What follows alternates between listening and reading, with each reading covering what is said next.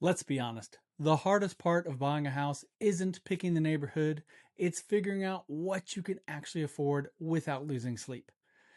Is it smarter to keep saving for a bigger down payment or buy before prices climb again? Should you max out what the lender says you qualify for or go with a payment that doesn't wreck your budget? And then there's that friend who swears you should wait until rates drop, and your uncle who says, always put down 20%, kid. Everyone's got an opinion. Lenders, TikTok experts, family members who haven't bought a house since the Reagan administration. But one of the most common bits of advice floating around lately is something called the 20-30-3 rule. It sounds smart, like it came straight out of a personal finance textbook, but here's the truth. It doesn't really fit what it's like to buy a home in Indiana in 2025. So let's break it down, see what it actually means, and figure out what really works. All right, quick math class. I am a former math teacher after all. 20-30-3, here's how that rule works. The 20.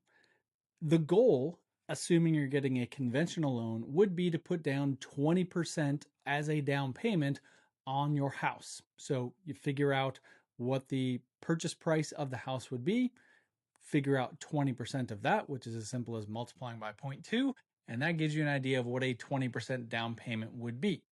Simple enough. Not necessarily easy though, because not everyone can reach 20%.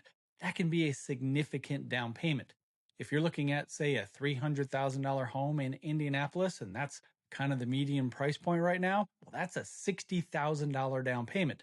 That's a lot of money, and not everyone has that kind of money laying around. You don't have to do 20% down. It is absolutely not a requirement. Each loan type has its own requirement, and I do have a video on that. If you go and check the archives, you can find my conventional versus FHA loan, and I do talk about down payments in there.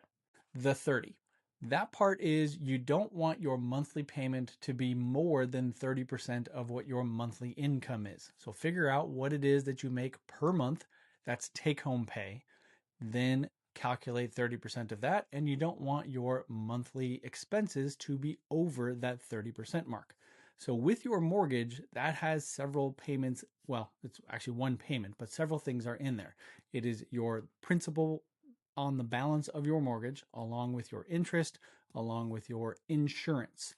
All of those things get put into the mortgage cost. You don't want that to be more than 30% of what you bring home on a monthly basis. Then the 3. You don't want to buy a house that is more than 3 times your yearly salary. So figure out what it is you make on a yearly basis, multiply that by 3. Don't buy a house that's going to be bigger than that number, because ultimately you're going to have a house that is too much for you and you are not going to be able to afford the monthly payment and live a comfortable life. You may not be able to afford that monthly payment and live an uncomfortable life. It's just going to be way too much for you. All right, so all that sounds maybe simple. If you don't like math, well, maybe that's not simple to you, but let's put it into a real world situation. Starting with the 20. Now, as I said already, most people don't put down 20%. Now, why is the 20% important? With a conventional loan, there's something called PMI, which is private mortgage insurance. That essentially is insurance that you're paying on behalf of the person lending you the money or the group that's lending you the money, so that if you were to default on your loan, well, they are covered by the insurance that you've been paying.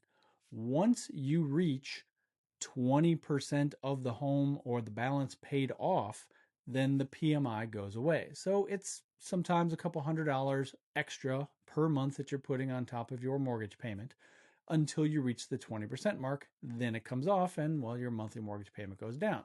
If you can put that 20% down up front, well, then that saves you that couple $100 a month of PMI that you would ordinarily be paying.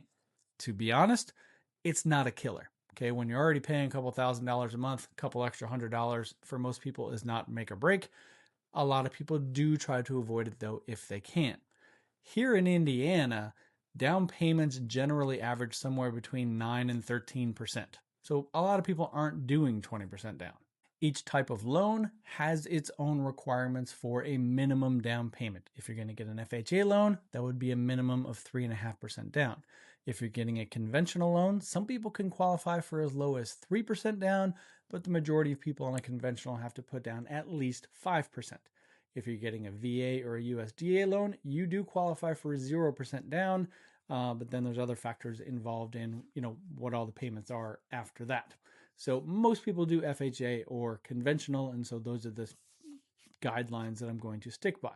So when you consider 20% down in the 20-30-3 rule as your goal, most people are generally getting much closer to 3.5% to 5% because those are the minimum down payments that are required for the most typical loan types.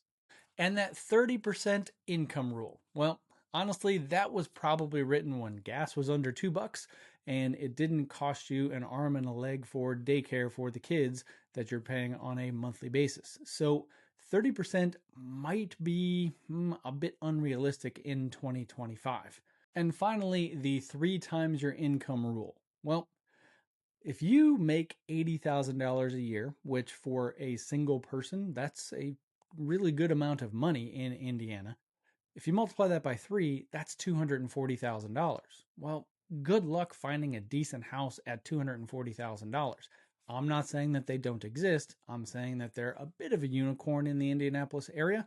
Like I said, the median price for Indiana homes is close to $300,000. Homes in the 240 range often need fixer-upper work done to them, and maybe that's your thing. Oftentimes they come with really high competition because a lot of people are looking for houses in that price point or even less. So you have competition from other first-time home buyers or potentially low-income home buyers. You also have competition from investors because they're looking for properties like that they can go in, fix up, flip, and sell for a higher amount. So the 3 times your income, that might be a bit of a stretch. So here's what actually works for Indiana buyers in 2025. For down payment, aim for 5 to 10%.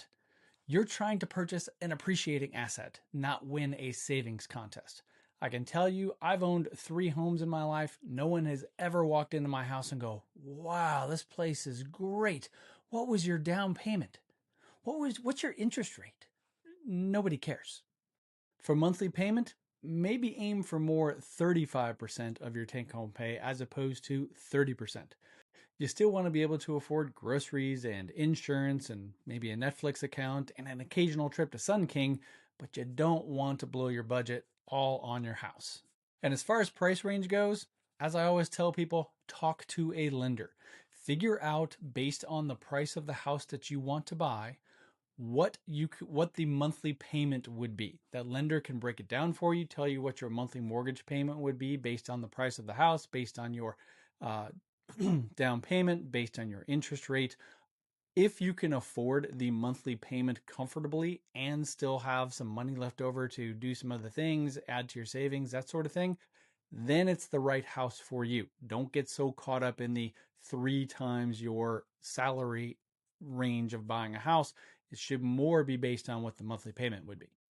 Bottom line, a $2,000 monthly payment that still allows for an occasional trip to Nashville or Chicago is way better than a $1,400 monthly payment in a home that you just hate. So, should you follow the 20-30-3 rule? Think of it as training wheels, something to keep you from wiping out, not a speed limit sign that tells you to stop. The real question isn't, can I follow the rule? It's, what fits my lifestyle, my budget, and the market I'm buying in? If you want to see what that looks like with real Indiana numbers, reach out and I'll run the math on actual homes so you know exactly where you stand. I'm Brian from Daniels Real Estate, former teacher turned realtor, helping first-time buyers across Indy make smart moves without the guesswork. Hit subscribe and I'll see you on the next one. Thanks for watching.